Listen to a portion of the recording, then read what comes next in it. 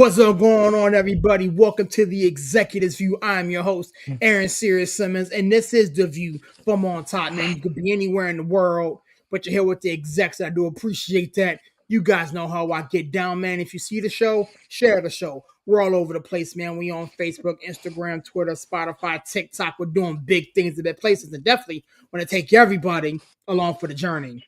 I don't do this by myself. I got a school brother that is sitting here ready to chop it up, talk about everything around the world of sports. The homie Villain is not here with us tonight. He's dealing with some medical things. So Larry's in the co-captain. See what's up, Larry? How we doing, sir?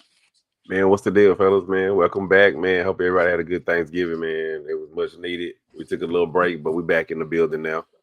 Yeah, man. You know what I'm saying? The holidays are here. We will hope everybody had a wonderful and safe Thanksgiving, man. We got Christmas and New Year's coming up, man. So we'll talk about that here in a little bit. I got the 49er alum, the homie Breaking News is in the building. What's going on, my guy? How we doing, sir? Fantastic, man. You guys already mentioned it. It's that time of year. It's holiday season, and I look at it like this: it's a holiday season for a lot of reasons. You got basketball going, you got hockey going, you got college football going, you got NFL going. Like, when is it better to be a sports fan than now? Like, literally everything is going on right now, and that's not even talking about the fight game, which I'm sure Larry will get into, but. Man, I can't wait till we get into the NBA because I got a really serious question for you guys about my Lakers and one Austin Reeves. So we definitely have to chop that up. And I'm looking forward to the content you talked about. I'm looking forward to putting some spicy content out there for the listeners to prepare them for the upcoming NFL draft. You know what? We're looking forward to having that on with you, man. It's always a pleasure and a privilege, sharing the space with you. And again, come football season, there's nobody better that breaks it down, man. But speaking of college, man, I'm just gonna rip the Band-Aid off. Hopefully, Coach, you get here in a little bit to kind of help break this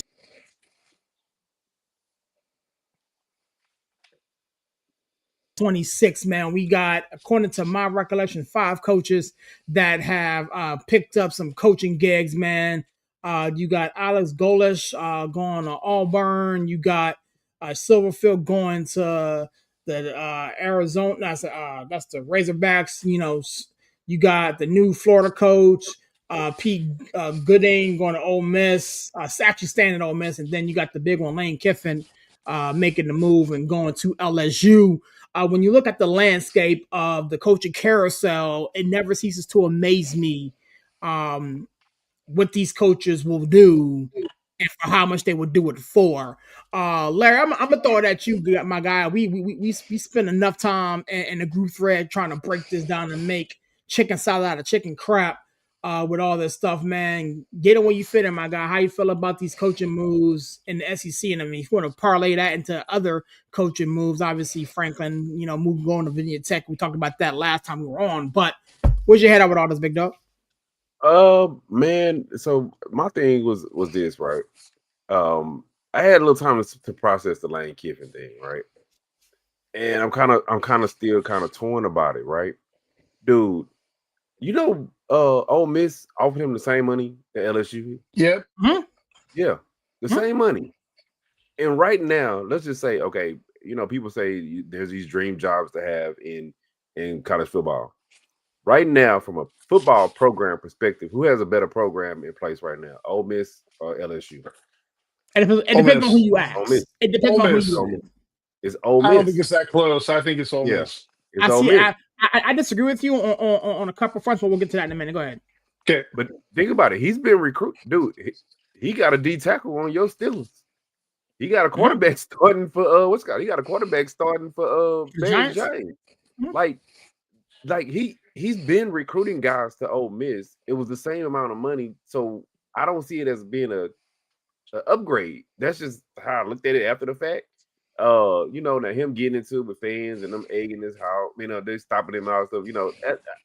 I think that's going too far. Like I said, after I had time to sit back and process it, the part that I don't like is how come college football can't get their calendar together, right? How come college football has a calendar where basically you have to hire a coach before the season is over. Yeah. And we know how That's what I college wanted to talk about. Yeah, so college isn't like the pros. You know how the pros is kind of like, hey, you can interview guys, but you can't hire nobody till the season is over with, right? You can fire your coach, you can hire somebody off your staff, but you can't go pluck a guy from another team till the season is over with, right? In college, you can literally steal another team's coach while the season is still going on. Yeah. I don't like that. I don't like it because then now you have kids that committed to a school and now they have to decide what they're going to do with their future, and they're kind of in limbo, right? And when I say kid, I mean young adult. It kind of reopens the portal now, like, and I get what you're saying on one hand, but on the other hand, you and I, all three of us, have 9 to 5 jobs. You know what I'm saying? You're on your job doing your thing. You get a better offer or something that is closer to home or something that you've been looking at for a while. Make the jump. My homie explained it to me like this. Again, it's gonna sound funny, but you get it. You're sitting there with a young lady and who is a 6, okay, and that 10 that you've been in the friend zone hit your DMs, and now she's available. You know what I'm saying? So you kind of go and entertain that. The problem. Hold on. Let me just say real quick, and I'll give it back to you because this is the problem with that analogy though is under your premise you have to assume that LSU is a 10. They're not a 10 right now. No. They're not. They're like a 7.5. According to Lane Kiffin, it is. No. They may listen, but listen. He took the job, so obviously he thinks it's a good gig, and nobody is going to say like NIL money, right? Donor,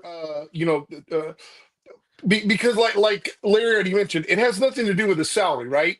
He was going to get the same money regardless of where he went. He's already built up this program. He's already had #1 recruiting classes at Ole Miss. So it's not like he needed to go to LSU in order to be able to get better recruits. He's already got a proven track record with recruiting at Ole Miss. I'll be honest with you, I was kind of shocked, and I'm glad Larry touched on it. And Larry, I'm going to kick it back to you. I hate the fact that they're able to poach coaches before the championship, like before championship games and before the playoffs. Like it's just so vile to me that you can do something like that. It should be like the NFL where there can't be any hiring until after the season is over of current coaches. Like that's the way I feel. Go ahead, man. They literally flying this dude out. They flying him out while they got a game next week. They got a game on Saturday and they flying him out to Florida, bro. I don't like that because now as say you're a college player, I'm gonna use this analogy, right? So now he's gone. So now I might have been getting ready to play in the playoffs. So what do I do now? Do I go play in the playoffs knowing that I got to hit this portal in a month because now he's gone and I don't know who the next coach is going to be? Does Ole Miss even make the playoffs? I heard it like this. Remember, you're a Florida State fan. Florida State, that's where I was going to go. That if they put them in, bro, I'm going to be pissed if Mississippi is in the playoffs and they use that criteria against Florida State about, their quarterback's hurt, even though they're undefeated, they don't have their coach. And if y'all put them in anyway, I'm going to be pissed. I'm going to be real pissed. Coach or offensive coordinator or offensive staff? Yeah, dude. I don't like it. And I know they're going to be like, they're going to put them in anyway because they're SEC team. SEC teams want more money, but the quote unquote criteria is if you're missing star players or a coach, you can be left out. So if they put them in spite of that, after what they did to Florida State, I'm gonna be pissed. Well, I think you need to prepare to be pissed because you and I both know it's the ACC bias. SEC bias, excuse me. But my retort to this is my retort to this whole situation is this. I agree with you. I feel as though there needs to be a waiting period for current coaches. However, if non-playoff teams or non-championship contender teams are able to hire their guy, these teams that are competing for championships or have the opportunity to compete for a championship should be able to hire their guy. And I know LSU is not in the college football playoff picture. Ole Miss is, but at the end of the day, here's what I don't understand. And I think you alluded to it a minute ago, Larry. The calendar sucks. The calendar is horrible. But the calendar makes no sense. Like, exactly. Dude, they said it because these high school guys need to commit, and that's what triggers it. And then you have the portal open up. Dude, they're in high school. They don't graduate till May. Why do you have to have a calendar in December? They don't graduate till May. What's going to get really interesting, boys? What's really going to be interesting is if you look at a team like North Texas, right, that plays Tulane, who's Tulane's a 10-2 team, another top 20 team in the nation. If they beat Tulane, you're talking about a North Texas team that's a one-loss team.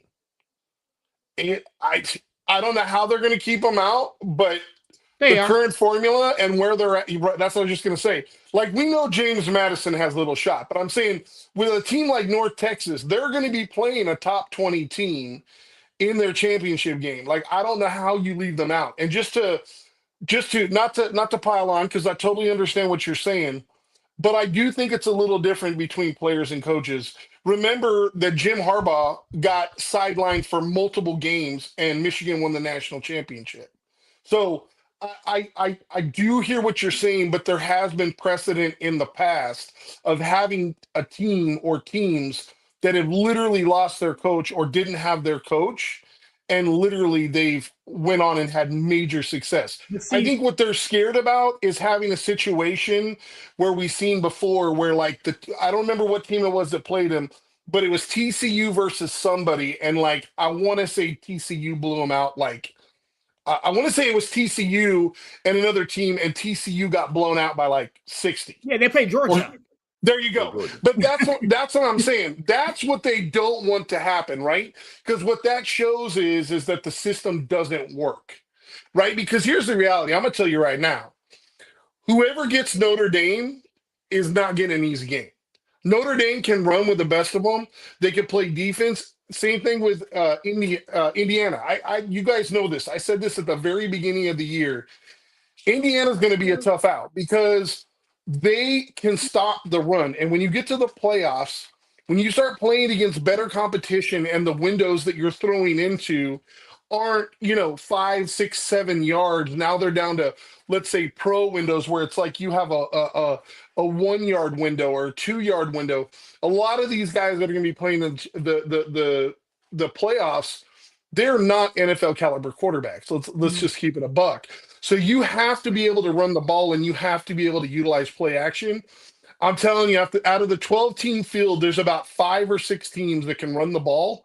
And I would not be surprised if you see some major upsets in the college football playoffs this year.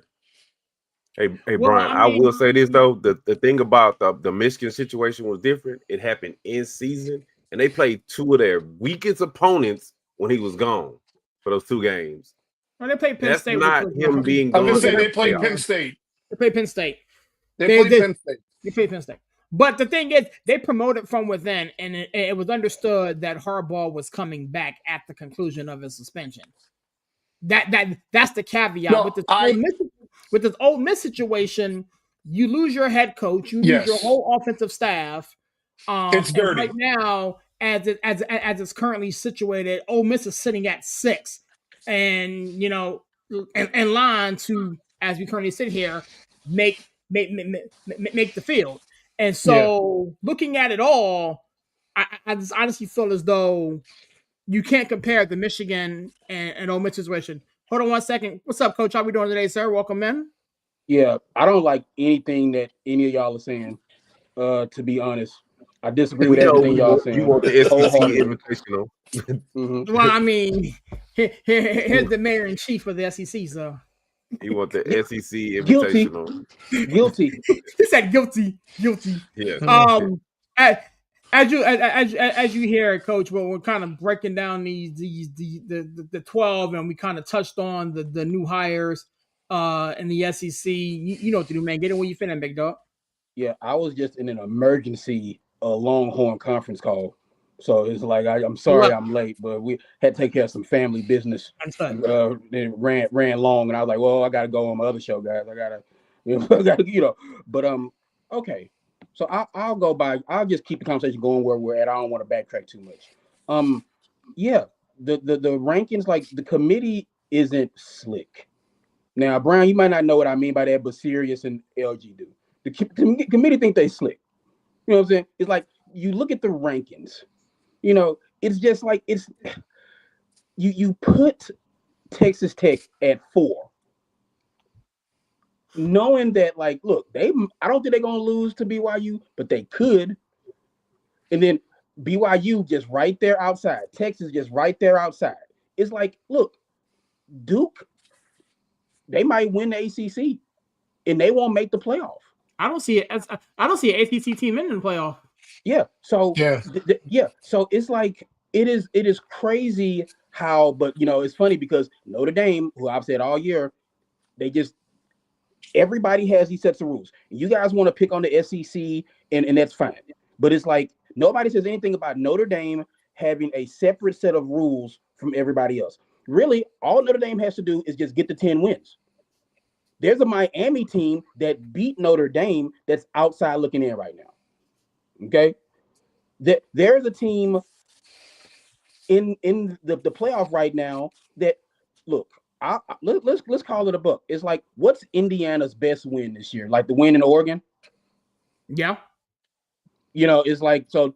But they've been dominant and arguably the second best team. I mean, let's keep it a buck. Yeah. They beat Georgia by 53. They beat. It's like, again, it's like dominant over like being battle tested, and it comes to like right now. You look at it, and it's like that second round matchup. I think A&M and Notre Dame could beat Indiana. Well, let's check this out. I mean, let me ask you this question. All things understand, Ohio State plays Indiana this weekend. Indiana loses that game. Okay. They're not the number 2 team. They're not the number 2 seed team in the country. Where do they go? Why would they not be the number 2 seed unless they got blown out? I don't see that game being close. Oh, I disagree with you guys. Oh, totally. You would? I would, yeah. I think Indiana's a much better defensive team. I think the problem is Ohio State is a unicorn, meaning they're fantastic defensively and offensively, but just defensively, that side of the ball, I think Indiana absolutely every bit as good as Ohio State. And they can stop the run. They can play the pass. I just don't know if they can score for score with them if that defense doesn't slow them down. Yeah, so here's the thing, and I'm glad that you said that about the defense, because I feel like Ohio State's defense, best defense in the country. That's fair. It is going to be very hard for Indiana and for Mendoza to do the things that he does against a good defense. Now, Oregon's defense isn't nearly as good as Ohio State's defense. And that Oregon defense had Mendoza bottled up for most of that game. Yeah, it gave him a lot of trouble. You're right. He was in a lot of trouble. It's like, again, Indiana won. But I feel like, look, I went back and watched that game, and it was like that game was closer than people realized until it wasn't. But it's like Oregon played Indiana about as good as anybody outside of Penn State did. Because let's be honest, they straight up escaped with a win in Happy Valley. They straight up escaped with a win. And Mendoza had probably his Heisman moment on that last drive and everything like that, blah, blah, blah. But I will say this. I like this Indiana team. I think it's the part of the year where we all know people will look at it under teams under the microscope and start to tear them apart and do this and do that. Who did you beat? How did you beat them and stuff like that? This is a good Indiana team. I just don't think they're better than Ohio State. I think Saturday in Indy, we're going to see the difference between number 1 and number 2. We're going to see the gap between 1 and 2. This is going to be the key of the game for me. And you guys know I've been on Indiana super early. I literally very, very beginning of the year, I told you, I go, listen, their run defense second to none. If Indiana can run the ball with any kind of success, they've been averaging over 200 rush yards a game. If they can even get to like 160, 170, 4 yards a carry, they've got a chance.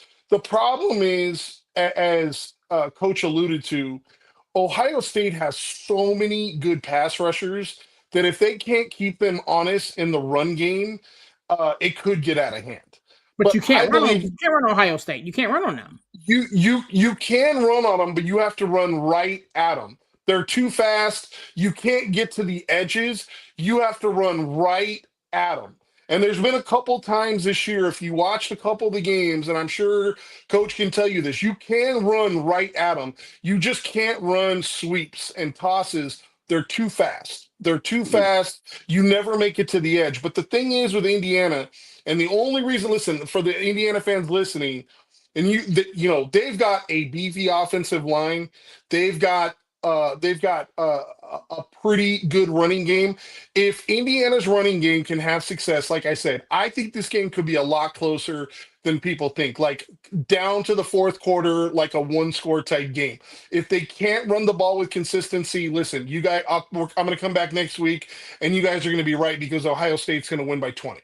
But I think they're going to be able to run the ball with some consistency. That's just my thoughts. I think this game will look very similar to the game they just played Saturday. I think it will be a kind of a little bit of a filling out process, a little bit, LG's the boxing guy. You can boxers kind of fill each other out the first couple of rounds, and then Ohio State, I feel like is going to hit a groove. They're going to find that groove and they're going to hit it, and then again, just like the game Saturday, I feel like it's 10-7 at halftime, and then you'll blink twice, and Ohio State wins 28-10. Something like that, 34-13. I just can see it going like that. There's just, and that's nothing against Indiana. Indiana's a good team. It's just like I said earlier, I think we're going to see the gap between 1 and 2. Hey, I wanted to ask you, Coach, is he a sophomore? Freshman, true freshman. Good Lord, man, because I was trying to look that up when I was doing my draft stuff, and I was like, okay, so he's not even eligible. I thought he was a sophomore, but where would they be if they didn't have him at quarterback? Remember, they lost their quarterback last year. Well, Howard's in Pittsburgh right now. But no. Obviously, yeah, I understand. 2 years ago, Howard left. My point being is, Sayan might be the best of the bunch as far as quarterbacks. He is athletic. He is accurate, and you know what? He makes some really big time throws that handing off to Bo Jackson and throwing to Jeremiah Smith and throwing that helps too. That helps too. A little bit.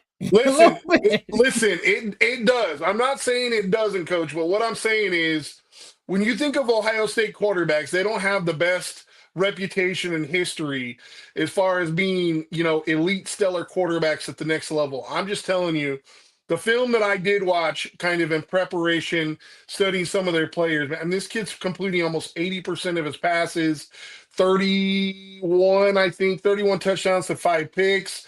Like, a lot of the reason why this offense is as good as it is because of that true freshman. I mean, and they don't ask him to do a lot. They don't ask him to do a lot, though. Right, but I'm saying he hasn't blinked. He hasn't blinked. But they don't ask him to do a lot, and it's again where it's like you look at the freshman quarterback that he played in the first game of the year. It's like they put so much on Arch Manning's lap to where as the season is going on, you have seen when they start kind of taking so much responsibility off of him, he was more comfortable. He started playing better. It's like that's something that I believe that Ohio State did well with their young quarterback. Where it's like, absolutely, look, if it's not there, throw it away. We don't need you to be the straw that stirs the drink. Just don't mess up. Like if the man's open, throw it to the open man. If it's not, throw it away. Say this though, looking at again, I hate to be that guy, you know what I'm saying, but looking at Ohio State's schedule and looking at the defenses that they played Texas week 1, struggled week 1, and then they've played cupcake. Illinois was halfway decent defense. Cupcake. Penn State and where they used to be. They played Michigan, who had a decent defense, and then again, to Coach's point, you blink in his 27-19 ball game. Indiana does have a legitimate defense. I will say that. So, to Brian's point, it's the best defense they're going to play against for sure. Best defense they played since week 1. completing 80% of his passes and all of that, he may have to go make some big boy throws there. And again, he's a freshman, so we'll see. That's what I was gonna say. Is like, this is championship week. As coach said, they haven't asked him to do a lot, but he has looked impressive. And if you guys remember back, right, to CJ Stroud, remember when everybody was like, the guy can't move. He's like basically Drew Bledsoe. And then all of a sudden in the championship game versus Georgia, everybody's like, whoa, what happened to this guy? Like this guy don't even look like the same guy. Like they took the training wheels off, and all of a sudden he was like a dual threat dynamo. I'm not saying he's going to be that, but what I am saying is, and you guys have kind of alluded to it, is I think Indiana's the best defense that they've played, and in order for them to score 20 plus points, I think he's going to have to do more than just hand the ball off or bubble screen it, is what I'm getting at. These are two really good defenses, and I will say this: I don't think either squad scores more than 24. I think it'll be a semi-low scoring game. It'll be a grinded out kind of game. That's just my thoughts. I don't see that happening at all. I mean, I think this is going to be one where, again, Ohio State blinks, because I mean their defense is the best I've seen in a while, and I watched a lot of college football. A lot of football. This I Ohio go back to that Georgia team a couple years ago, like that with that 23 Georgia team that was just had NFL first rounders all up, like with Carter and like all those guys. Like that's the best defense that I've seen recently, and this Ohio State defense is just as good as that one. But so spinning around, man, we got championship week here. We got Texas BYU. Larry, where's your head at with this one, man? I mean, you don't have to pick it if you don't want to, but like, I did want to comb through these championship games for a little bit before we spin it. I mean, I think Tech takes it. BYU, I think that probably ends their championship dream. And then that sucks for your Penn State guys, because BYU just uploaded a whole lot of money to their coach to make sure he didn't go to Penn State. Hey, we didn't even talk about that. I'll probably. I think we're going to fall back on Terry Smith. That's what I think we're doing.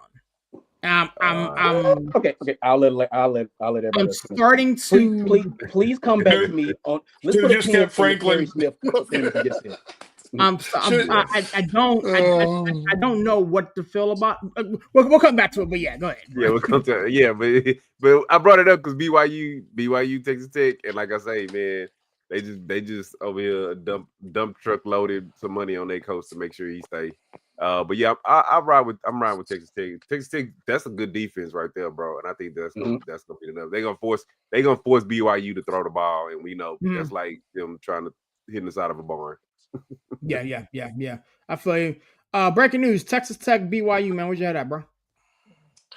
Man, my heart is really with BYU. They're a mature team, and as Coach said, they really play a very physical brand of ball. Like if you watch them, you watch Utah, they play a very, very physical brand of ball. That's who I'm going to be cheering for. But if you say, hey, you need to bet your paycheck on it, I don't see how Texas Tech loses this game. I mean, BYU won last time, and I felt like there was some stuff that they could clean up to even win by a larger margin. So BYU did not win. Yeah, that's what I'm saying. No. I'm saying Texas Tech made some mistakes in that game that I think the margin could have even been bigger than it was, is what I'm getting at. Yeah. Texas Tech is, we talk about great defenses, and obviously Ohio State is like a all-time defense, but you could put Texas Tech in their sneaky top 5. They're no slouch, man. They can play some defense. And I think in order for BYU to compete, I'm going to go Texas Tech, but the shot BYU is going to have is they can run the ball. They need turnovers. They need short fields, and they need to get ahead early. They cannot fall behind early and have to play we have to throw the ball to win type scenario. Need to muck it up. That's it, man. Coach, I kind of know where your head's at, but Texas Tech, BYU, big dog. Say less. I'm gonna go Texas Tech as well with it. Spinning it right along, you got Western Michigan and Miami of Ohio. Um, that game scheduled for 12 o'clock on Saturday. In reverse order, coaches have some technical difficulty. We'll get back to him shortly. Breaking news: Miami of Ohio, Western Michigan. None of these two teams is ranked or anything. Just praying for pride, I guess. What you had, big dog? I'm going Western Michigan. I think Western Michigan is the better team. I think Western Michigan has played the better competition, and I think Western Michigan probably wins by 10+ points. Return of the Mac. All right. Say less, say less. Larry, MAC championship. You got Western Michigan, Miami of Ohio. Where'd you have that, big dog? Yeah, I'm agree with Brian. I haven't seen too much of Miami, Ohio this year, but I've seen a lot of Western Michigan. So I'm gonna go Western Michigan. You know what? Just to go against the grain a little bit, I had a quarterback that went to Miami of Ohio. I'm a little bit biased. Give me Miami of Ohio, man. I think that it's not how you start, it's how you finish. They won two out of their last. They won 2-2 out of the last four. Western Michigan coming into this ball game. Um, you know, they won 4 out of the last 5. So I mean, I was waiting for you to get there. I was like, they finished pretty hot, dude. They finished pretty hot. You know what? Let's go to work. Let's go to work. I'm still going Miami of Ohio, man. I'm a little biased. I'm a little biased there. Moving right along, we got the SEC Invitational. These two teams tend to always square up. And to be honest with you, I'm looking forward to this game as well as the other two on this docket. Alabama, Georgia, battling in Georgia, man. Where's your head at, big dog?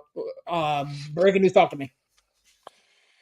Yeah, so this game right here is tough because um, it holds a lot more significance for Alabama than it does for Georgia.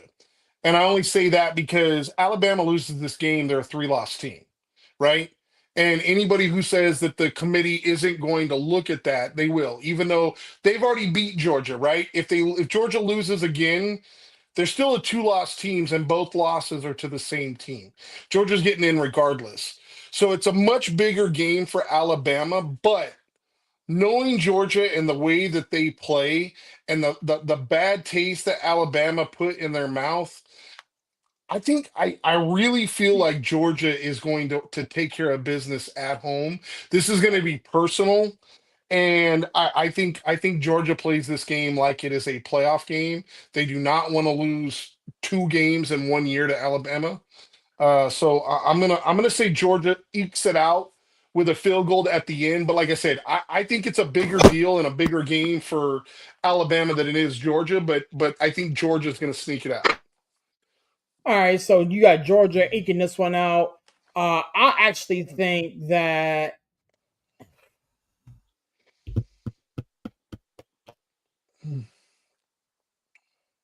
you know what? I'm going Georgia too. I'm gonna go Georgia here as well. I just Todd Simpson left he left a lot of meat on that bone. Um, it kind of rubbed me a little bit wrong. I'll be honest with you, Yeah. at how he had the opportunity late in that ball game. Um, and I just We gotta be honest though too. Serious. Look at the last 5 weeks of Alabama. Right. They barely eke out a win versus South Carolina that wasn't very good. South Carolina should have won that game. Then they beat LSU 20-9. LSU team that's a 5-loss team. They barely beat LSU 20-9. That game was in jeopardy in the fourth quarter. Then they beat Oklahoma by 2 points, scored 23. The only game that they scored a significant amount of points in was Eastern Illinois, And that's not really comp. And then the last week of the season, they win 27-20 versus Auburn. And that's another game that if you go to the fourth quarter, the game was in doubt. Like the game was tied with 4 minutes to go in the game at 20-20. So my head is at, listen, I think Alabama's a good team. But I also think if you look at their schedule, like Coach talked about the fact that, look at the cupcake schedule, if you will, that that Notre Dame plays. The one thing you can say about Alabama, there ain't no cupcake schedule. Florida State, Wisconsin, Georgia, Vandy, Missouri, Tennessee, LSU, Oklahoma, like all these teams are ranked. All these teams are physical. All these teams are tough. And that's not even mentioning teams like Auburn, and South Carolina that are in their division that are obviously going to play them tough. So I think they're a little banged up and a little more banged up than Georgia. And like I said, I think it's going to be super close. If Alabama wins, I would not be surprised. But I just think I just can't see Georgia losing 2 games in 1 year to the same team. That's just what I'm going with. I mean, Larry, talk to me, man. What's your head at, big dog? Georgia, Alabama. I know you love both these teams with your whole chest, man. What's your head at? The lesser of the two evils, bro. I really want Alabama to lose, bro. I do. Yeah, I know you do. Because it's gonna set off a whole nother debate. Because once again, there you go. You remember everybody fussed about Alabama before because Alabama went to the BCS and they didn't even win their conference. Remember Alabama went. What's that, man? No, I was just gonna say, you know what's gonna be crazy? Not to cut in on you, Larry, but if Alabama loses, now they have some impressive wins, but does that open a door for a 3-loss Texas team that just had a really impressive win versus the top 5? Well, and again, that's the crazy chaos. That's why. And listen, I got to be honest with you, boys. Sorry to the fans if you're an Alabama fan. Sorry if you're a fan too. We're going to go down this list, but I'm about the chaos. I need some chaos. I don't want chalk. I want to make these old white guys sweat in their tuxedos. Let's create some havoc. You know what I mean? Yep. Let's have some teams that should win, lose. Let's not go chalk here. Yeah, I'm gonna agree with you. That's why I'm a fan of putting in North Texas. I'm a fan of putting in some of these teams. These teams need that revenue too. Maybe they can. I'm with you, brother. They can compete. Maybe North Texas should be there. But it's gonna, like I said, when you look at Alabama with a 3-loss, they might put them in anyway. Yeah, they might take Ole Miss out and put Texas in because we know this is the SEC Invitational. But my heart is saying I want Georgia to win, but Kirby Smart beats everybody but Alabama. They forget how to run the ball. They forget how to run the ball when they play Alabama. I'm like, man, when did they start wanting to throw it 40 times a game? Because I don't know. I don't know. Coach, put your head up, big dog. It's like that movie, The Blind Side. Just run the dang ball, Bert. Run the dang. Kirby Smart turns into like he's seen Red Bayou and he the coach for the Bayou LeBeau Buffalo, whatever they is from the Water Boy, and he started. He need his green book back. He need his little tablet back. He starts getting out of his norm every time. He must got it in the back of his contract. Don't beat Alabama. It must be something secret or something going on because he gets away from what he normally does. But I'm gonna go Georgia. I want Georgia to win this game, so I'm gonna go Georgia, regardless of what. Say less. Coach is still having technical difficulty. I'm sure he'll get back in when he can. We already kind of touched on this Ohio State Indiana. Yeah, I know, right? We already kind of touched on this Ohio State Indiana game. I didn't pick it. I think Ohio State wins it. I don't think it's as close as people think, but again, Indiana's defense does need to, get respect. So, hey, Steve, who you got in the Kinshaw State at Jacksonville State? Yeah, he's having technical difficulties, so we'll get back to him in a minute. And you're talking about the Friday. You can answer that. Brian, that's right. No, Brian. No, Brian. This is what I bring up. Like we said, I want to see some chaos, right? Yeah. What if UNLV win with 2 losses and a conference championship? And beat Boise State? Yeah, I don't think it's going to be enough, though. That's the problem. It's not. But that's the Not. craziest part. They're not even ranked. They're not even ranked. That is so No. that is so horrible. I'm with you, but that's why I say North Texas. A Mountain West team is not making the college football playoff this year. Yeah, that's why I'm saying that's why I'm pulling for North Texas, because they're playing Tulane, which is ranked number 20 currently, and North Texas only has 1 loss. So there's you could legitimately see pathway, a 7 or 8, right? A 7 or 8 maybe. spot bump, because they're only 1 loss. 1 loss. Like, how do you put in an Alabama team with 3 losses, because right? If they at lose, the end of the day, I can at the end of the day, a North Texas team in the college football playoffs will be the equivalent of that TCU versus Georgia night. They're gonna be. Well, who knows? What if they do pull an upset? What if they do pull an upset? You know what? If that's the case, then you know what? Just say it's only going to be Power 5 teams that go to the conference. They go to the championship. If that's what you're going to do, because otherwise, what's the point of even allowing these wild card bids? That's what it's for. Is for the James Madisons, for the North Texas. Like, that's what those opportunities I are for. get it, but I just have a hard time. Again, we was on the other network talking about this when it took place, and that was a hard watch.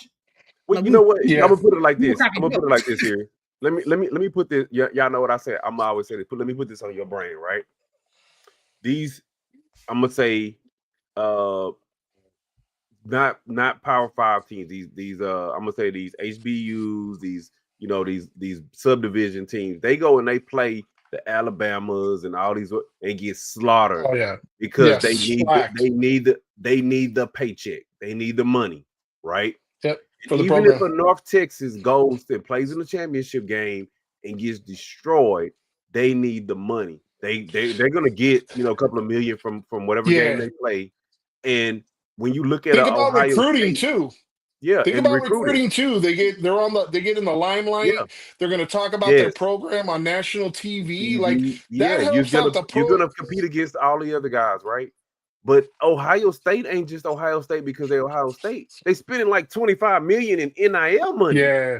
Well, I mean, Oregon spent $40 million this year. Don't get it twisted. $40 million. Don't get it twisted. The guys they're getting can ball though. Like you can spend the money, but you got to get the guys that can ball. They ain't cheap either. They ain't cheap. I mean, yeah, but still, but if listen, serious, keep it a buck now. This isn't like yesteryear. If North Texas said, whoever, right? Like let's say Sellers went into the portal. Hey, we'll give you $20 million to come here. I'd go there for a year. The problem is they don't have those kind of deep pockets and those kind of donors to offer that up. And the only way to get there is to slowly build up so that you can eventually get to that kind of platform. And I hear what you're saying. Listen, 9 times out of 10, if North Texas and just even like a lower Texas play, right? North Texas and Texas play, Texas is going to win 9 out of 10 times. But there's always that one time where they don't. And for North Texas, it's all about the exposure. And like I said, you got to look at like I said, I know they play a quote unquote crap schedule, but they did beat Navy, who was a ranked team. They're playing Tulane this weekend, who's ranked number 20, a 2-loss team, a 10-win team. So it's like, you're talking about a team that is not from a power conference that has multiple top 25 wins and they only have 1 loss. That's the key thing. If they had 2 losses, we wouldn't even be having this conversation. It's a 1-loss team. 1 loss. That's where I think the discussion will have to center. But like I said, it's all going to come down to, do some of these teams that are in the championship games, do they get their 3rd loss? Because if they do, then I think there's a conversation. I'll go even further, Brian. You're not in our chat, but I was saying in the chat, like even like some of these quote unquote SEC teams, should they have even been ranked? They were ranked at the time, and they just kind of. So they count as a rank win. And remember, Florida was ranked at one point. Yeah, like Tennessee shouldn't be ranked. Dude, Missouri. You know, it's a lot of these teams that shouldn't have been ranked, but they were ranked. So now you look at the strength of schedule, like, oh, well, they played this team and they were ranked. Should they even been ranked? That's Well, what I again, kind of the, get into. the, the biggest issue that we have with that is we don't know what the demarcation is, or what the measuring stick is for ranked opponents versus non. Like, what makes you ranked? You know what I'm saying? Yeah, you win and you lose, whatever the case may be, but the level of ranking preseason is Right. the determining factor. So, Yeah. you can have a horrible draft class or bringing in class and win all your games, and you still don't. Yeah.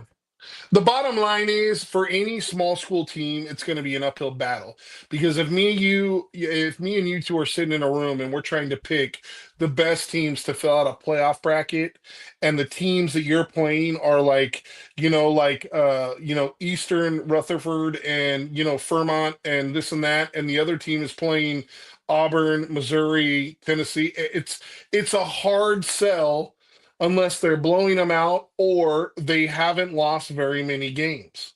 So that is the caveat. Like I said, that's why these championship games, in my opinion, are so valuable because you get a lot of these smaller school teams that maybe haven't been able to show what they could do against a better team. Like I said, in North Texas, they're playing Tulane. That's a top 20 team. They're 10-2. They're Mhm. ranked number 20 right now. It's like they've got an opportunity to show. North Texas goes out there and let's just say wins 45-20. We got a real conversation, right? Like that's an ass whooping. But they go out there and they beat them, 19-17. I think they're gonna have to convincingly win in order to be able to push the narrative because the reality is their strength of schedule is not that good. And we all Right, know right, that. right. Yep. And breaking news, I'll even piggyback on what you said because now if you're say one of these teams, like say a North Texas or one of these other teams that quote unquote sitting on the bubble, like hell, even the UNLV. Think about it. If Yep. you're a guy and you're on Ohio State and you're fifth on the depth chart, you are a 5-star recruit, but you're fifth on the depth chart. Do I stay at Ohio State and never play? Or maybe I can go to North Texas. They make it throw me a little money and I can go and I can play and I can start and Right. actually compete against the same guys that I'm that I'm buried in the depth chart now.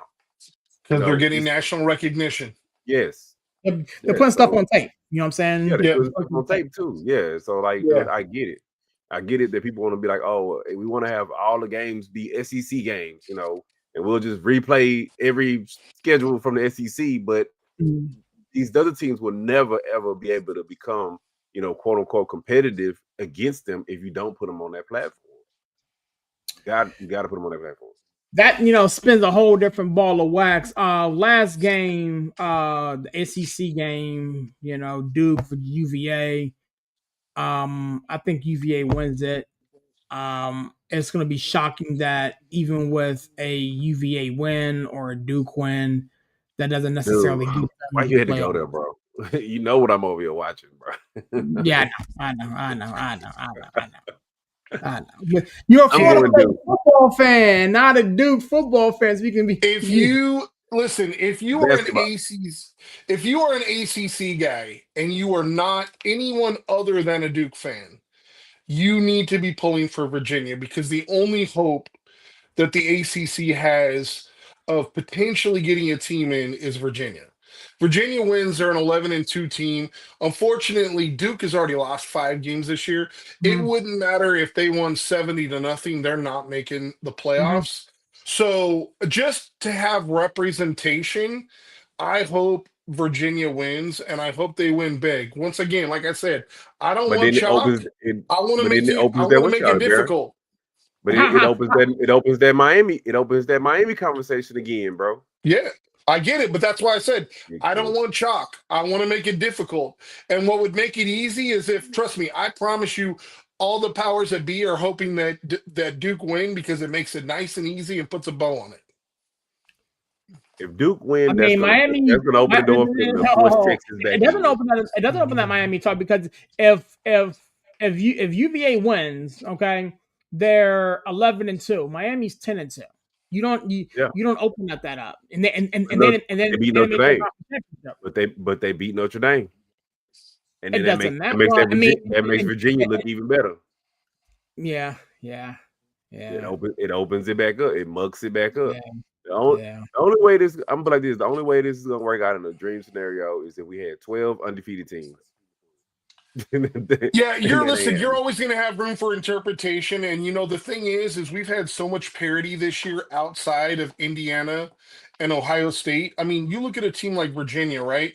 I remember at the beginning of the year thinking, like, damn, man, that win versus Florida State was impressive, And I even told you guys, like, man, it looked like that catch was a catch in the back. And you guys were like, no, that. But, and then the next week they beat Louisville, and I was like, okay, you know what? This team's for real. This team's for real. And then a couple weeks later, they lost to Wake Forest. So you're like, what the hell is going on? Yeah. So you have a lot of parity here. You have a lot of like ups and downs, but at least for the ACC, if Virginia wins at 11-2, they're in the conversation, right? That's all you're hoping for at this point, because unfortunately, the schedules for the ACC are just not where they need to be at. Because the conference is not where it needs to be at as a Conference is whole. bad this year. But what I'm saying is at least if they go 11-2, there's a conversation to be had for saying, hey, why are they not, the 11 seed or the 12 seed? Remember, they're ranked 17 right now, and they have 2 losses, and one of those losses is to Wake Forest. So it's not like they have a head-to-head loss versus anyone that's in the bracket to where they can be like, man, they got blown out. Yeah. I do think that helps them. Do you think they get in, though? It depends on how they beat Duke. That's what I said. Just like North Texas, this has to be convincing if you're Virginia. This can't be like a 24-20 win. They need to win by double digits. They need to win like 35-17 or bigger. I mean, they beat in order to have 34-17. That's what I'm saying. That's what they need to win by. They need to win by 15 plus points in order to be in the conversation for saying, you know what? Okay, maybe they deserve a shot. And then you unfortunately, put them in the playoffs, and if nothing changes, you put them against Oregon. Right, but the difference is as we've already seen when they play teams like Florida State and Louisville, they can score with the best of them. The problem is their defense shows up sometimes. But Virginia can score with the best of them. They're going to score 30 every day, including Saturday. Yeah. So they can score points. They just need their defense to show up. Because their defense, I don't know. Sometimes they're very hit or miss. Like if you look nationally, like their defense is ranked in the top 25 in almost every category. I could go through and show you a few games that they did not look like a top 25 defense. So that's why I'm saying it's a little on the hit or miss side. So Virginia needs to win, and like I said, they need to win by, we'll just say 2 touchdowns, 14 plus, in order to make it interesting. So next week we can sit here and do our diabolical laugh while they're trying to figure out who's going to be in. Gotcha. With that being said, man, this is gonna be a weird college football playoffs and championship week, man. It's kind of flown by. You blink and boom, here we sit in December, getting ready for the end of this thing. We about to be in the bowl game. We about to be in the bowl games already. 27 bowls, the Tostitos Fiesta Bowl and the Nacho Cheese Bowl, and the baby lotion. What I said last year, man, the Executive View Bowl coming soon. Man. That's right. We getting one. But spinning around the association really quickly, it's been an interesting couple weeks in the NBA. The Detroit Pistons right now are still the number 1 seed in the Eastern Conference. Knicks are number 2, Miami Heat 3. Raptors are the surprise team for me, sitting at number 4. Orlando and Cleveland round up the top 6. In the Western Conference, Oklahoma City, no surprise to anybody. Those Los Angeles Lakers are sitting at number 2. Those Houston Rockets are 13-5, surprisingly hell out of me as a Rockets fan. We'll talk about that next week. Launch pads coming to a city near you. The Denver Nuggets, 4, San Antonio Spurs, and Minnesota Timberwolves running out the top 6. We got some other teams, in the play-in if play-in start today, and then you got the other teams that are contractually obligated to play basketball games. But you wanted to talk about your Lakers. Breaking news. Where'd your head at, big dog? All right, man. So if you would have told me at the beginning of the year, after the first 20 games, that we were going to be 15-5, I would have been ecstatic. I mean, I told you I could easily see us being a playoff team, like a 4 or 5 seed, or I could easily see us being, missing the playoffs altogether. Mhm. Like that's just where I thought my head was at, where we were at. But this year there's been two developments, and I mean not huge developments if you're a Lakers fan, because you've kind of seen this kid progress. But Austin Reeves Mhm. is a player, right? Like he's a dude. He's a dude. And so it got me thinking, right? The first thing is, so I did a little bit of research because I was, obviously want to be prepared for the show and whatnot. So would you be surprised to know that in the 12 games that he's played this year, he scored 20 or more points 11 times. Mhm. He scored 50 plus points against Sacramento, and he's currently 11th in the NBA in scoring, ahead of guys such as Anthony Edwards, Devin Booker, Cade Cunningham, Kevin Durant, and Victor Wembanyama. So Mhm. my question to you guys is, I was thinking like no problem for the Lakers. We've got this guy. He's going to come back on a nice little contract.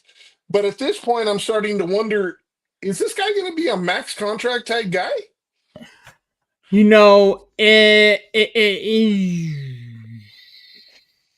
Because I I gotta don't feel find like he is, but the numbers say he is. I gotta find out where they are in that apron. And I'm pulling it up now. I'm gonna say no. But it wouldn't shock me because the Lakers have moved heaven and earth to ensure that he is involved in no trade talks. They're not coming off of Austin Reeves, Right. and so when you look at it, um, it's very very possible, but it wouldn't. I'm gonna say no. I'm looking at it now, see where they're at in the apron. Uh, Larry, talk to me, man. I mean, Hey, Listen, they're right hey, up he's there. Brian, let me. averaging this year, just to put this out there, I just pulled this up. 28.1 points per game, 5.1 rebounds, 7.6 assists, and 1.3 steals per game, and shooting 62.8% from the field. Yeah, Hey, so they have no space on the first apron. They Right. got about 13 mil before they hit the second apron. Yeah, there's no way they're gonna be able to have him an max player because you still gotta pay. That's Yeah, you got that's Luca, why you got that's Luca why I'm asking you and guys, because what do they do? Because like that was the next thing I was going to bring up. They've done everything they could to basically ensure that he is not in trade talks. He is not, like, basically they're not going to go anywhere. But I mean, if this guy keeps playing the way he's playing, how do they pay him? I'm not sure they're gonna be able to. I mean, LeBron is a free agent after actually after next year. He's not a free agent, So so maybe he comes off the books and then you run the two guard set with Luca and Austin and figure it out that way. Um, but as we currently sit here, the smart move will be to lock him up after next year. yeah, because he's only 27, so he's That'd be young. He's young. But here's the other thing, and you know this about me, Sirius. I don't think Larry does. I'm not a huge LeBron guy, right? Like right. everybody always talks about him being the greatest player that's ever played. I would probably put him about fourth or fifth, and that's just for the Lakers, Mhm, right? I'd take Kobe over him. mhm. I'd take Magic Johnson over him. I'd take Wilt over him. I mean, there's a plethora of guys. No disrespect to him, but just watching him since he's come back, and once again, he could still be injured. He looks old. Mhm. He looks old. He doesn't have the same umph that he had. And that was going to be the next question I had for you guys is this his last year in the association? No. I was gonna ask you breaking news. I was gonna say, how does he accept being a third option on a team? I Reeves think or LeBron? LeBron, because I think he's LeBron. never been willing to do it. No, but I think he's at a point in his career and this is just my thoughts, right? You guys know way more about basketball than me, but just from what I've seen, Larry, if I had to guess, I think that he realizes he's at a point in his career where he can no longer will himself to championships. And if he wants to be in that conversation and continue to collect championships, he needs a lot of talent around him. He's no longer the preeminent threat on the team. Like if he's your 1A, you're probably not a championship caliber team. But does That's he? just my thoughts. But that's what I'm saying. But do you think he'll stay and be like, okay, I'm gonna be the third wheel here, or do he I don't force himself think to another team that he can possibly win that one more I championship think with? I think he retires before going to another team. that's why I was going to say, because you have to also look at it this way. So you got Bronny here, which I know is not the end all be all, but I do think that he's enjoying kind of if you will watching his son grow before his eyes. LA is besides New York is the biggest market in the I don't world, know what's and going. at this point he's making more money on endorsements than he probably is an actual salary. Mm-hmm. And like you said, I don't know if he would want to go anywhere else and kind of quote unquote start all over, right? Because even if you went to another team that had a bunch of talent, right? And I'm just throwing a team out there, but like Oklahoma City, right? Like I know fit wise doesn't make sense, but I'm just saying Right. the best team. No team is going to ingratiate you until you have proven your mettle, right? Like you've shown like, hey, I'm not selfish. I'm about the team. I'm all about X, Y, and Z. I don't know if he's willing to do that. Like just the sense I get watching Yeah, him that's what these I'm last saying. few games since he's been back. I mean, remember like last year and the year before, like he was averaging like 35 minutes a game. Mm-hmm. He's averaging like 14 minutes a He game. doesn't have to do that. Like, And the thing is, like he had the ramp up mode. You know what I'm saying? And yeah, again, but I will say this: if the Lakers were struggling, and Larry, we had this conversation of the podcast. If the Lakers were struggling and not sitting here at 15-5 in the first week of December, I think LeBron James would be playing different. But he doesn't have to right now because he's in preservation mode oh, because I Luke is doing definitely his thing, think, and Oscar Reeves is doing his thing, and Rui is, balling a little bit, yeah, and you have or Jake Lariva. Yeah, I mean, they have right. a bunch of You have young some guys guys that that are are coming stepping into up. shape. Don't get it Yeah, twisted. When after February, when yeah, playoff time, All-Star break, playoff time. it's gonna flip, and LeBron's gonna be LeBron.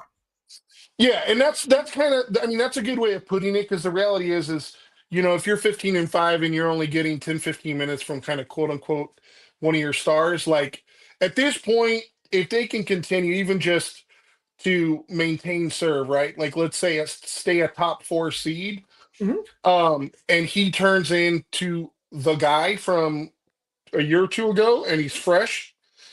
I mean, it definitely could be a whole lot different because it's a good point because the last couple of years he's had to push so hard and play so many minutes just to get us into the dance that he's spent.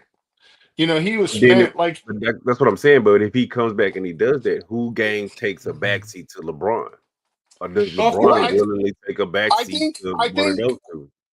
I think Reeves does, but the thing is if you've watched Reeves' game, he's a very very unselfish player, right? He I can don't know have about that. I don't know about all that. he, No, he can now he can just he's just as willing to distribute the ball as he is to take the shot.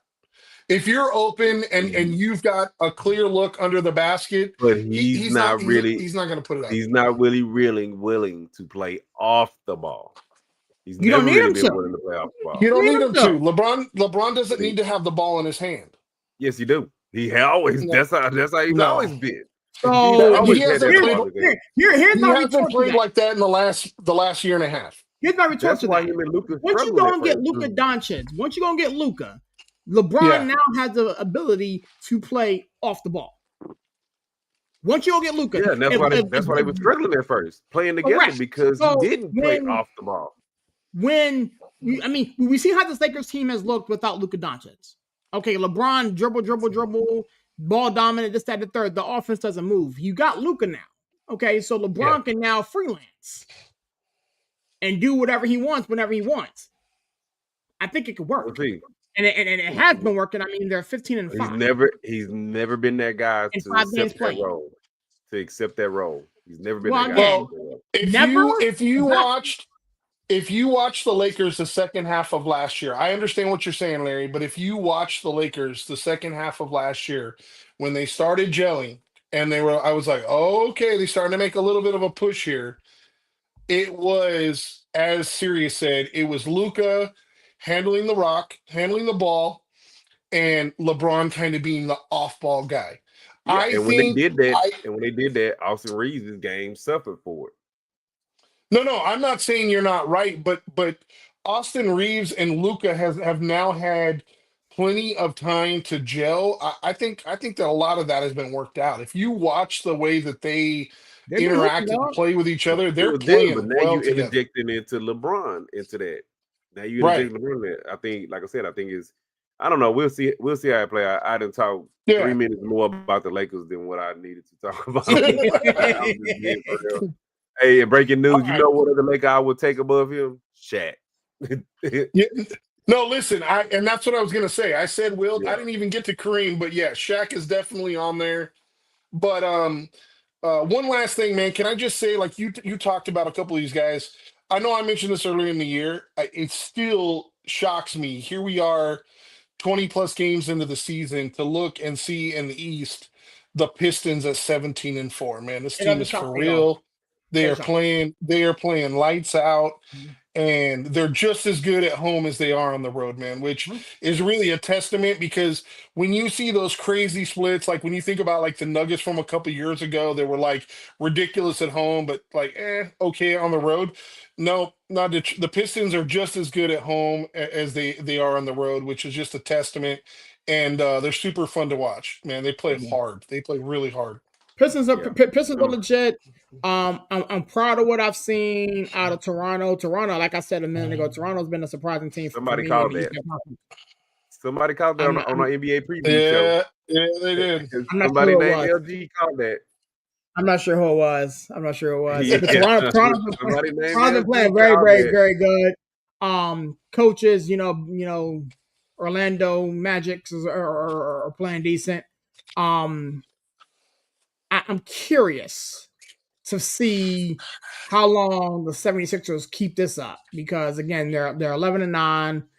Maxey is shooting the cover off the basketball, doing his thing. And the thing is, it's only a matter of time before it flips on its ear. And will the Charlotte Hornets please stop playing hardball and give me LaMelo? That's all I'm gonna say there. Western Conference, you got two Rockets fans here. So we could spend the rest of the show talking about them. So I'm gonna say that for next week's Launchpad. But I remember somebody said that the Phoenix Suns were going to be good this year. I haven't seen it, but I mean, they're 13-9. They smacked the Lakers in the head, last game they played. So Dylan Brooks, but they haven't been fully healthy either. Jalen Green has played one game all year. Yeah, that's fair. I will say, because I did catch parts of that game, and once again, I know these are probably household names to you guys, but as you know, because I don't watch the games in the same way that you guys do, I was, I'm pretty familiar with Dylan Brooks, but that other kid, Gillespie, I'm not super familiar with him, and I was like, who the hell is this guy? He had a coming out party. Will he please miss a shot? Please miss a shot. He had a coming out party. I'm still not sure if he missed a shot. So. He's still shooting. Aaron knows that was the hard give up for us. Dylan Brooks was a hard give up, man. Good Lord, man. That was I'll jump in. Let me jump in right quick. Aaron. So I'll say this, right? Hey, LG said, watch out for those Raptors, right? I know you guys kind of hit on the East, but when will Cleveland be fully healthy? Not never. That's the scary part. Cleveland is so good when they're healthy, but like, dude, they can never get healthy. And I know, I know CK and Coach, they had a couple things to say about the Wizards, but like, when do you stop stinking? When you change ownership. Thinking. Like, when like was the last? At what point does it like start to look like you're losing on purpose? Yes. like like why do they even have a team? Like at that point, you should just eliminate a team, bro. It's like I get it. Everybody's like, well, maybe they made some moves and it should be at some point, coming together, but they are just thinking. And I'm like, man, I'm not a fan, but I'm just like, year in, year out, what do you see? Last place in the conference. Wizards. Yeah. Wizards. Yeah. Like, go back to being the Bullets, goddamn it. At least y'all competed at that point. Like, for real. They had players. They had Chauncey. They had not Chauncey Stubbs. They had Rod Strickland and them guys, Robert Pack.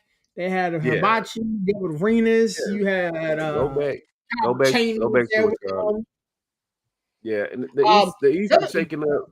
Villain asked the question, and I want to throw it in here real quick. Which team is more disappointing this year, the Dallas Mavericks or the Clippers? Clippers. I'm gonna say Clippers. I was gonna say, look, you guys know I don't even know much about basketball. It's got to be the Clippers. Like, it's abysmal. I mean, it's hard to watch. It's hard. Everybody knew that Dallas was gonna probably start off slow because of the injuries. But Clippers, dude, that is James Harden won out there so bad. And like you have all this talent there. You have the coach in Ty Lue. You have all the talent. You got that new stadium. All the things. Why are the Clippers so incredibly bad? You made that Powell trade. That Powell trade is not looking as good. Listen, I saw a lot of preview shows before the season started that had the Clippers as a top 4 seed in the West. And this wasn't just one. I'm saying respectable, like, The Athletic, Sports Illustrated, that had them as a top 4 seed in the West, and they are currently 5-16. Like, it's not even close. It's got to be the Clippers. Like, they have been so bad on so many levels, and as Larry alluded to, it really seems like there's some discontent kind of growing, and there's some guys there that definitely just don't want to be there.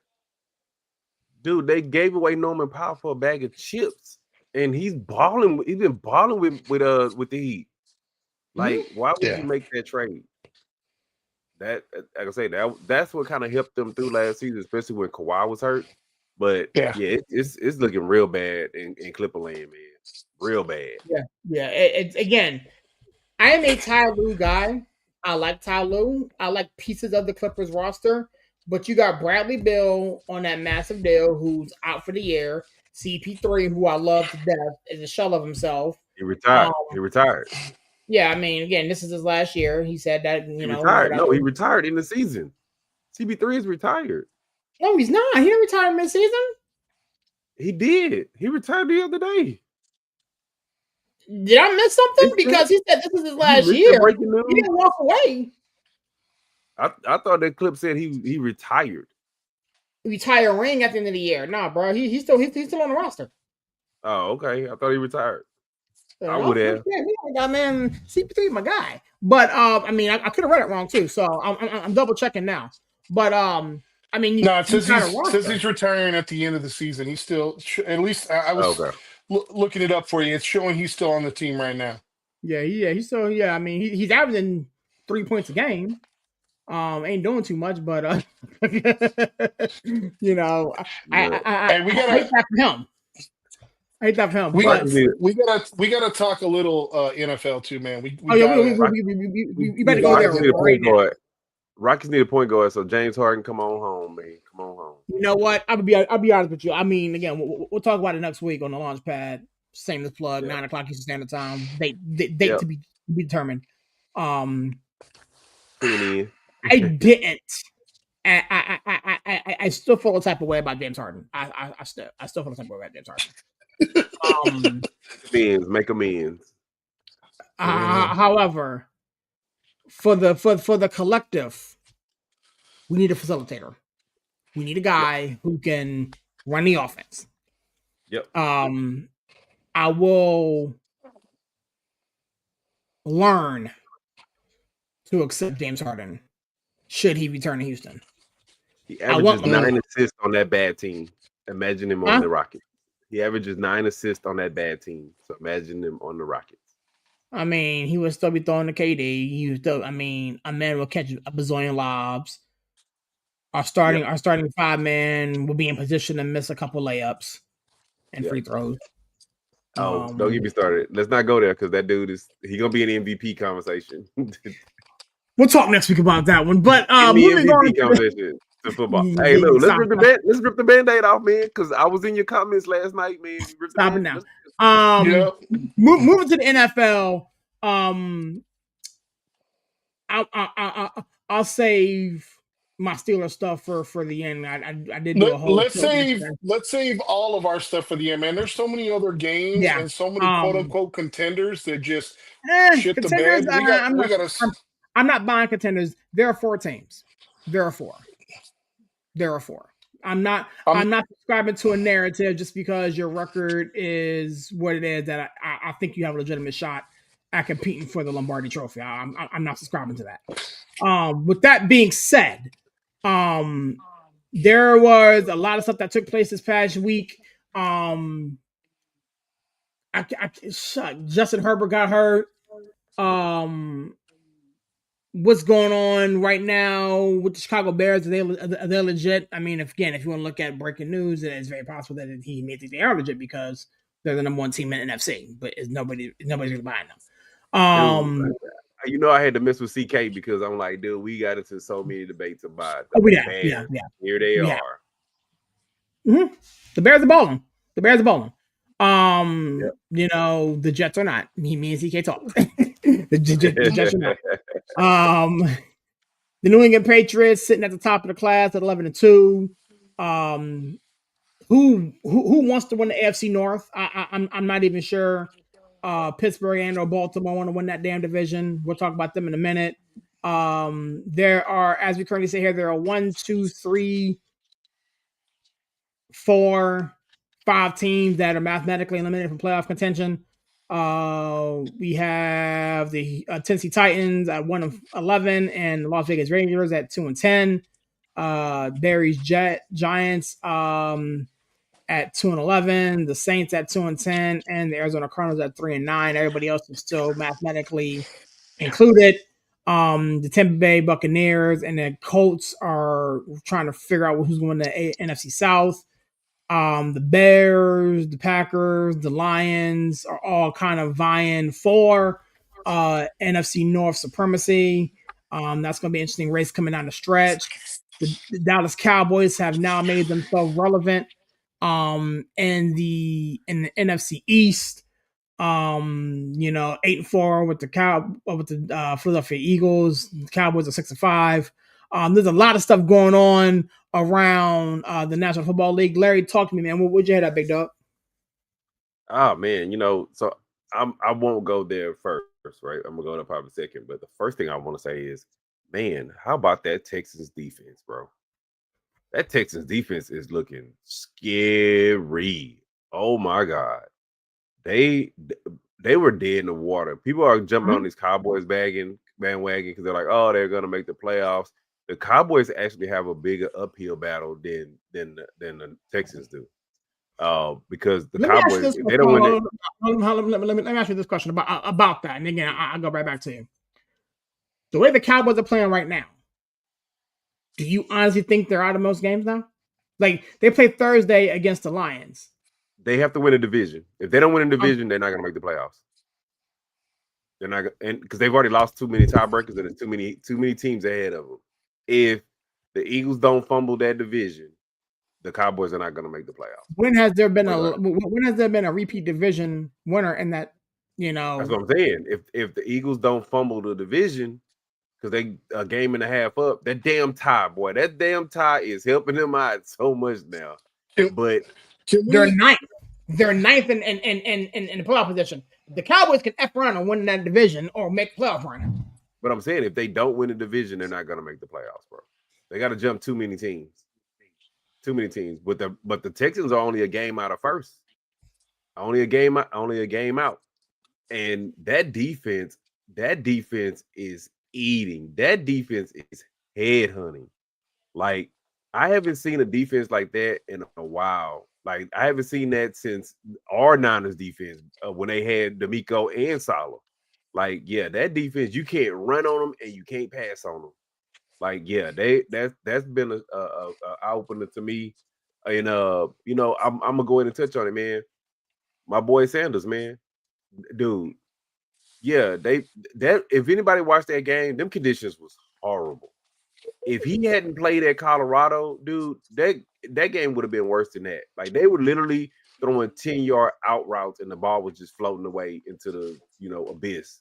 So, and anybody with eyes can see. Dylan Gabriel, like I said, when he came out, his assessment was backup quarterback. You can tell by looking at the games that he's played and the games that Sanders played, Sanders should be the starter. Dylan is a backup player.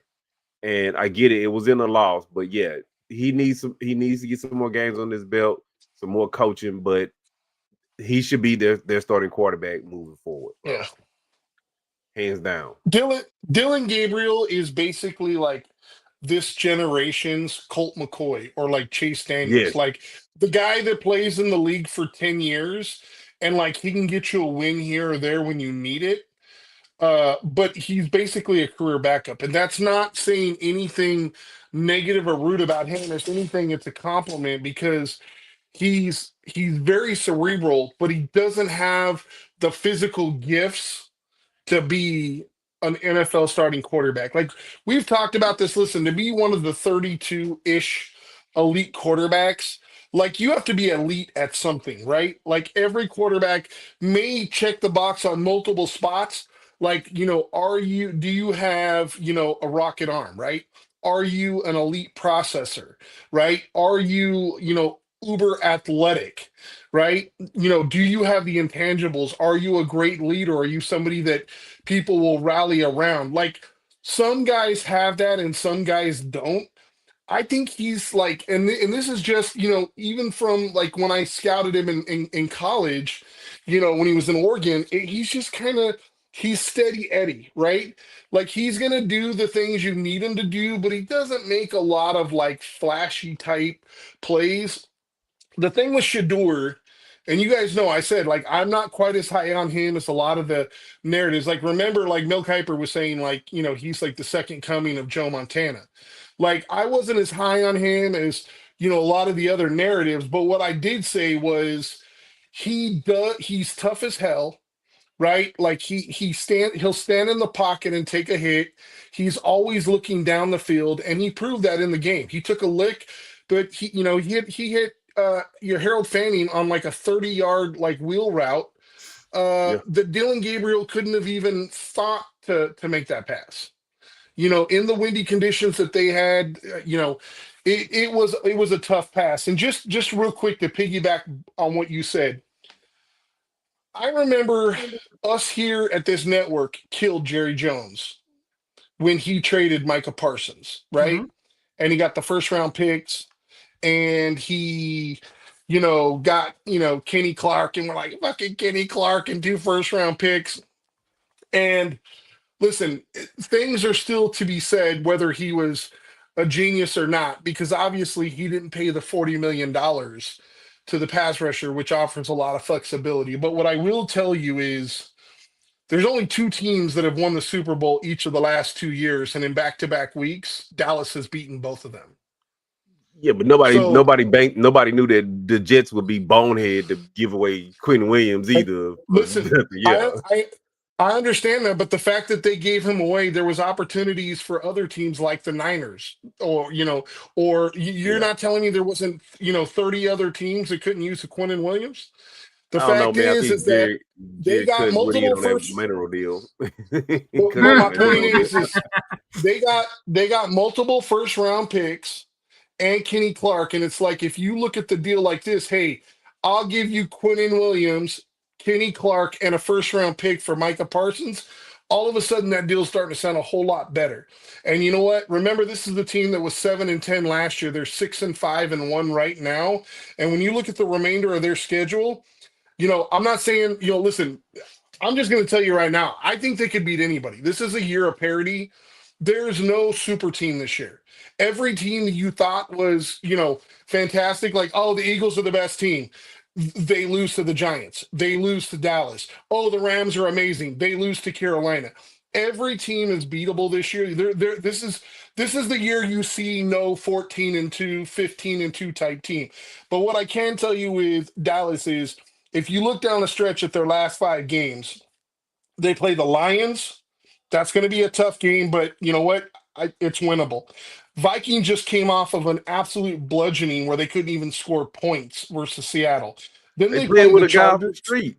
They played with a Right. quarterback off the street. I understand, but that's what I'm saying. They may still be in that situation.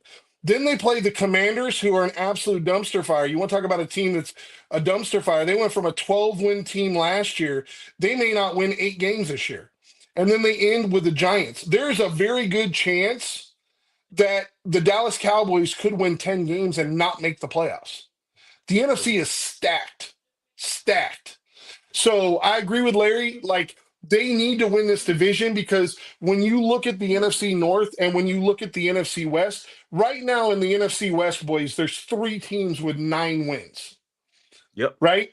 There's 3 teams in the NFC North that has more wins than Dallas. Now, granted, one of them is the Lions, who they get to play head to head. And as Larry mentioned, that tie might end up actually coming in very key and clutch for them. But in order for Dallas to make the playoffs, they need to view this as we have 5 games left. We need to win out. They need to win out in order to have a shot. And if they play like they have the last 2 weeks, they got a shot. And I will tell you, you know what? The one thing I really admire about Ben Johnson, the head coach for the Bears, he came in and immediately spent $100+ million to retool this offensive line for Caleb Williams. And you know what? Yeah, they've rolled off 5 straight wins and they look great. But you know what? The one thing nobody's talking about, they're number 1 in the league in running the ball. Yeah. They've taken all the pressure, all the the weight off of Caleb and have allowed the defense and the running game to really carry the day. You go back and you look at what Bears did in this last game that they just played, which the Eagles they ran over 230 yards. Yeah. What's that? The Eagles game they ran over 230 some odd yards. They scored 15 points. 15 points. Mm-hmm. That's what I was going to get to. I know they ran the ball, but obviously when push came to shove, they scored 15 points. Mm-hmm. So there's a lot of teams in this league, including teams like your Steelers. You hold a team to 15 points, you've got a real good shot at winning. And right now, if you look at the Bears and you look, just take a look at their schedule. Don't take my word for it. Look at the last 5 or 6 games. Eagles scored 15. Steelers, your Steelers did pretty well against them, even though they did lose, but they scored 28. But the Vikings, 17. The Giants, 20. They are starting to get to their defense is starting to gel, and they're starting to kind of contain teams. And you know what? When you look down the stretch at who the Bears play, Packers, Browns, Packers, Niners, Lions. That's what I was going to say. They hold their destiny in their own hands because 3 or 4 of the 5 teams are literally the teams they're directly competing against for the number 1 seed. Twice against the Packers, the 49ers, and the Lions.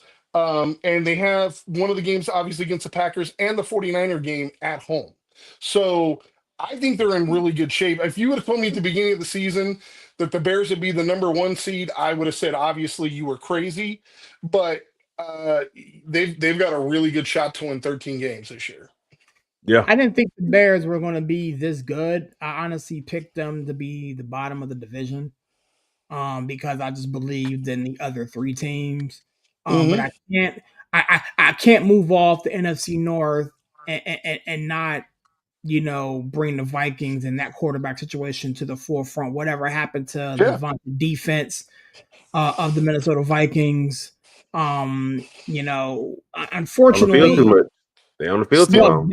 That's true. That is very, very true. Serious. You know, though, better than anybody because you've experienced the last 2 years. It doesn't matter how good your defense is. If they're constantly on the field, they're not going to play well. Yeah. And that's literally what we're seeing right now. Minnesota is not sustaining drives. Minnesota is not eating clock. Like, just look at time of possession, and it'll tell you everything that you need. I mean, I didn't even look, but I'm going to look it up for you boys right now because I We thought watched the Justin game. Jefferson was quarterback proof. We thought Justin Jefferson was quarterback proof. No. The Seattle Seahawks had the ball 10 minutes longer than than the Vikings did. They were 2 for 10 on third downs. So once again, if you can't sustain drives, you're asking your defense to do a lot. That means they probably played an additional 30 snaps over what the Seahawks defense had to play. No doubt about that. I mean, ultimately, when you look at the scores of these games, 26-0, 23-6, 19-17, 27-19, they beat the Lions. Can we talk about Tampa Bay as well, dude? I don't know what happened to this team, but they look like they just lost their mojo. I mean, I don't know if you guys watched that game. I got the tail end. They almost lost to Arizona. Like, if Arizona didn't Arizona it, they could have beat Tampa Bay. But them injuries are starting to add up for Tampa Bay. I think that's more so what it is. Because remember, Larry, Baker playing with a bum shoulder. You can never mention injuries. I know. We don't want to hear it. We don't want to hear it. I get it. I'm just saying, if you look at the Bucks right now, they scored 20 points versus the Cardinals, and like I said, it literally took a field goal in the fourth quarter. That was the difference in that game. And all I'm saying is that was a super tight game, and you go down and you look at the stats and you start looking at it like, oh, okay, well, this makes sense. Total yards, the Cardinals had 100 more yards than they did. You're talking about a Bucks team who was moving the ball in the beginning of the year. They had less than 300 total yards. And I understand that Baker's hurt, and I understand all these other things, but you know what? You guys better figure it out because you got a couple other teams in your division, i.e. the Carolina Panthers, and they're coming. They're coming. Yeah. You're not gonna squeak in with an 8-8 record like you have in the past. Well, they just got back Bucky Irvin. I don't know if Mike Evans is coming back anytime soon. I think they said he might make it back. His practice window opened up today or sometime this week, so he'll be back for those of us that play fantasy. He'll be back for fantasy around. I know Barry probably happy because Daniel Jones is turning back into a pumpkin. Daniel Jones is hurt. He's hurt. But I'm just saying he's turning back into a pumpkin even before that. Right. But remember, your Steelers just played him. He's turning back into a pumpkin. Yeah, he ain't been right. He ain't been right since we played him. Yeah, he broke his leg. but yeah, it's getting real. It's getting a lot of parity, bro. And like people are really talking about all these other teams, but we haven't even touched on the fact that KC is just falling apart. Mm-hmm. Like KC may not even make the playoffs. They won't. Is crazy. They got a huge uphill battle too to even make the playoffs. So it's getting real interesting. It's like I say, at this point, I'll put it like this, and I'm saying this because I know we're getting into the weeds. If they don't give Kyle Shanahan Coach of the Year, I don't care if he makes Super Bowl or gets past the first round. Considering all of the injuries. Is it AFC and NFC? I thought is it one Coach of the Year or is it AFC and NFC? It's one Coach of the Year. It's gonna be Mike Vrabel. Dude, bro. From a like I say, CMC's been there, but from the standpoint of where your team is at, with all the injuries, and people gonna be like, okay, what about the schedule? That schedule that they had initially beginning the season, people thought it was gonna be really easy. It's not looking that easy. Like, think about it. They beat the Rams, they beat the Seahawks, they beaten they just beat the Panthers. Like, they've beaten teams that that people thought wasn't gonna be that good, that are really good teams. Um, it's like I say, for me, this is probably one of his best actual coaching jobs. It got to the point, Aaron, remember you was hitting me up like, do they got a quarterback controversy because how good Mac Jones look? Yeah, like, dude, he's been coaching his butt off. And like I say, I'm as a Niner fan, you know what? Do I got expectations and be like your boy Nick, like, oh, we gonna win the Super Bowl? No. But considering all things, we make the playoffs, make it, even if we don't make it past the first round, I'm taking it as, we'll take it as a win. Considering all things be. We'll see what happens. We'll see what the season beholds. I was in the chat yesterday, man. Yeah. Look, hey, your Steelers, bro. Hey, from an outsider, I'm just giving you a non-Steelers fan who's watched plenty of Steelers, because we get a lot of Steelers games here. Like, we get a lot of Steelers games in Houston. The defense, bro. Remember, we were going back and forth, and you said it was 2 games that they had gave up the 30 points. We in what, like 5 or 6 games now. Yeah. It's bad, and it's funny. I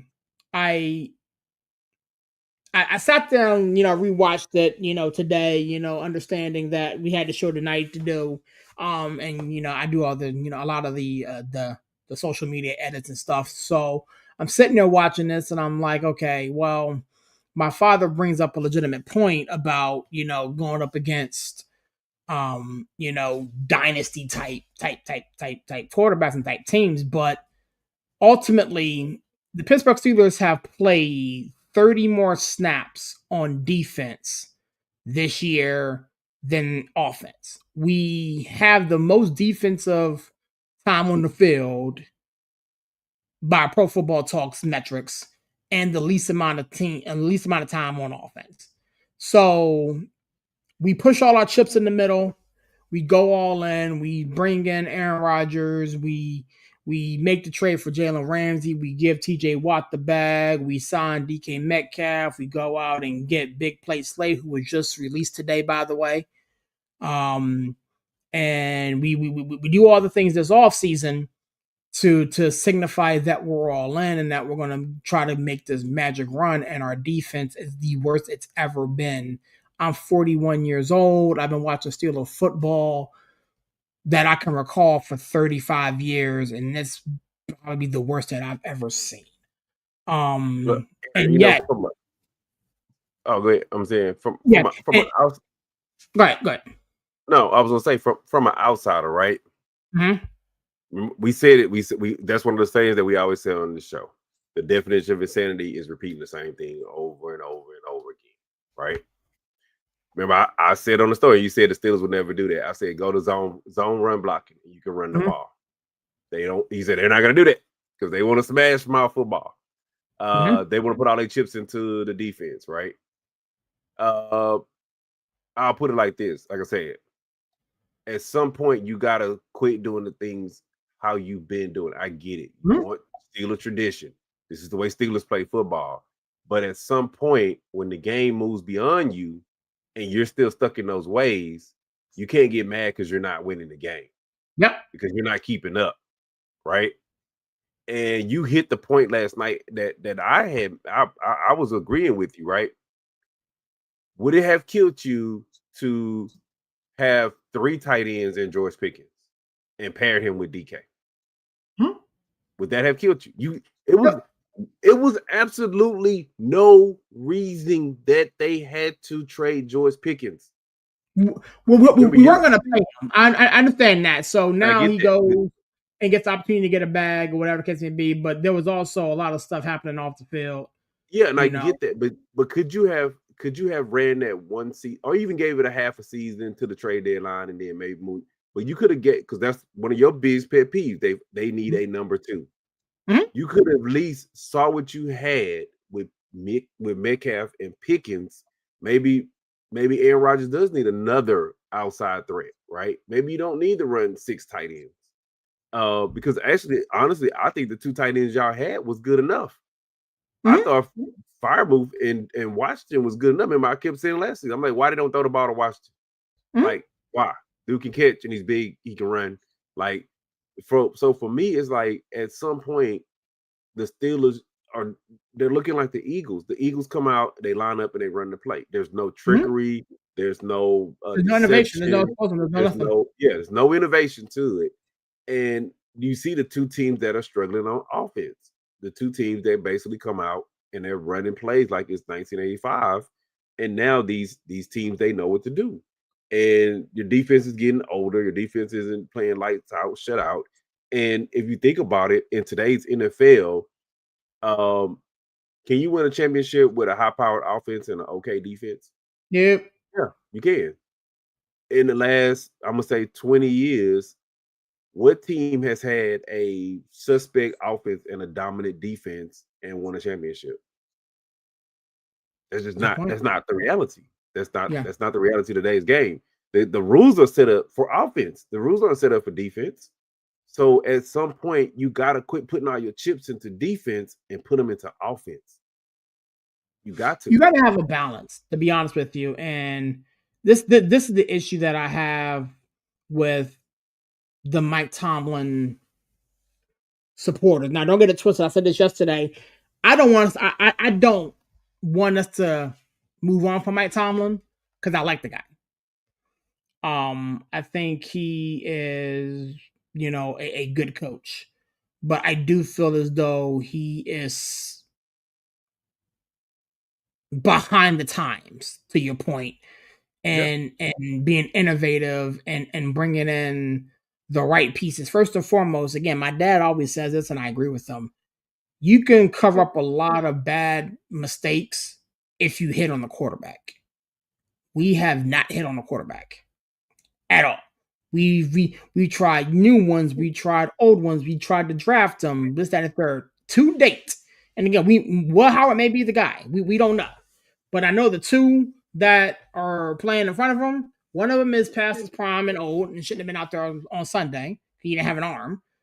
And the other one is Mason Rudolph, and we know what he's backup. He's a correct dude. So this is why I say this. So Aaron, this is where, like I say, you got to quit doing the same thing that you do over and over again, right? Big Ben, look, regardless if y'all like it or not, Big Ben fell to y'all.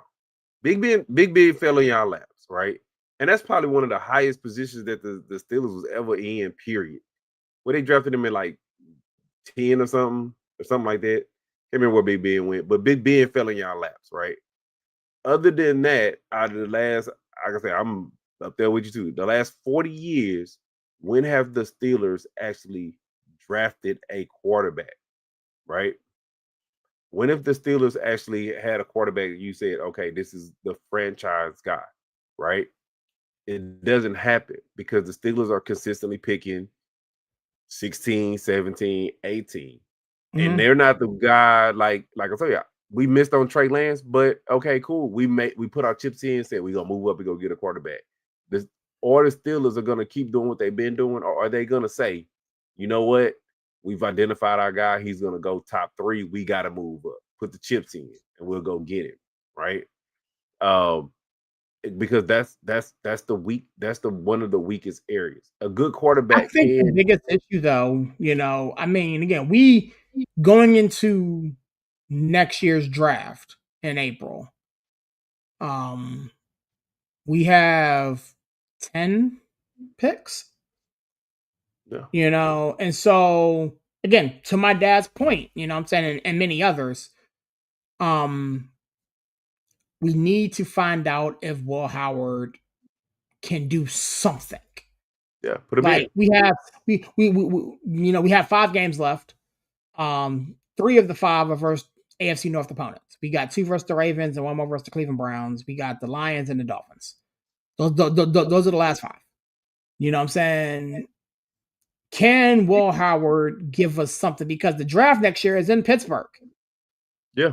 You got You got to see what you got in Will Howard, right? I agree. I agree, right?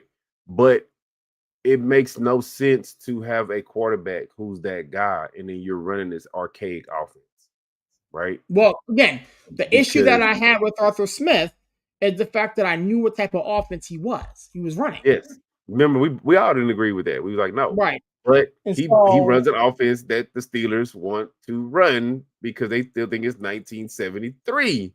No, it you have to bring in a guy who can be more, like you say, more innovative, more up to the times, and be able to create an offense where you can score points, where you can kind of cut back on some of those plays that the defense is on the field for. And until they get to the point where they do that, I feel like, man, you're gonna keep seeing these seasons like you're seeing because they're good. They're good enough to not just suck, but not good enough to just do what they do. And you know how I feel about it, dude. I think the Cleveland Browns are gonna be on y'all ass next year. Like, dude, it's if very you looking at possible. I that high, mean, when you look at they that hierarchy, they need receiver help, but I mean, he I hit on think this dude. if they're smart, This again, draft, if Cleveland do smart, they don't draft a quarterback in this. They draft no, they don't. weapons They go for that receivers. offense. They draft weapons for that offense Mhm. because what he hit on this draft, like real talk. If you watch any of those Brown games, I watch them Bond all. Bond needs some more because he missed all of the offseason. Because remember he Mhm. had going on. But Bond is talent in Bond. If you look at what's the tight end they got? Fannin, Uh Fannin. Harold Fannin, yeah. Fannin catches anything thrown his way. Judkins and the other running back they got are Owen both Sampson. looking like they're gonna be a two-headed monster. And Mason is even starting to come around that defensive line. That defense is stacked. So, Yeah. if you're looking at the teams within your division, the Bengals are gonna be the Bengals. If they got Joe Burrow, they'll be fine. That's what I was trying to tell your dad. Your dad was like talking about dynasties and stuff, and I'm like, you forget the Bengals made a Super Bowl. They made a Super The Bowl that Bengals have made a Super Bowl. Yeah, they lost it, but they made it. They made it more recently than the Steelers have, and that's within your own division. Correct. So yeah, you can make one in a dynasty era, but at the same time, you can't You run gotta out hit on like that it's quarterback, man. 1972. Huh? You gotta hit on that quarterback. You gotta hit on that quarterback. Well, I'm not gonna tell you. Here's the crazy thing. I am not too sure if Arthur, again, I can't say this, but I'm gonna say it. There are dots to be made. There are throws to be made. Okay. We are in a stretch right now where since the LA Charger game, Aaron Rodgers is missing marks. He's missing throws. And the throws that are there down the field are not being completed. We have not completed one deep ball 42 is in coming in. 4 games. 42 is setting in. Mm-hmm. That 42 Okay. is setting in. It is what it is, man. We got a big game Sunday on the road versus the Ravens. You can't keep retreading. You can't keep redoing the same thing over and over and over again. Sign of insanity, bro. Yeah, it's a sign of insanity. It's sad because, like I say, I'm like you. I like Mike Tomlin. I want to see Mike Tomlin, win. But I don't want to see.